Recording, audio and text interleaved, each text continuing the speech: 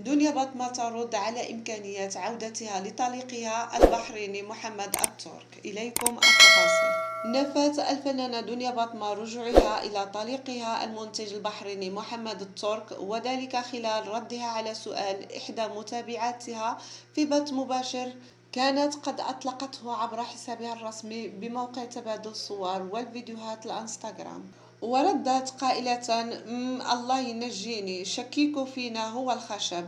وهو الجواب الذي جرى تداوله لاحقا عبر عدد من الصفحات الخاصة بأخبار الفن والمشاهير عبر تطبيق تبادل الصور والفيديوهات الانستغرام.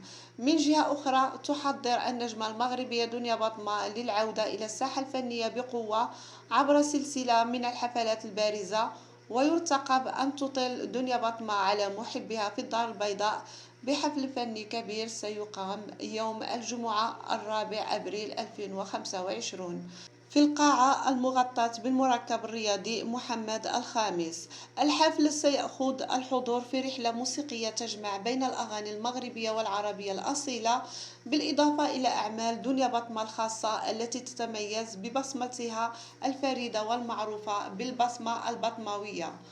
ومن المتوقع أن يكون هذا الحدث واحدا من أبرز وأهم الفعاليات الفنية لعام 2025، حيث سيقدم بمستوى إنتاج عالي وأجواء مميزة تأسر قلوب الجماهير. كما أعلنت الشركة المنظمة أن التذاكر الحفل متاحة للحجز.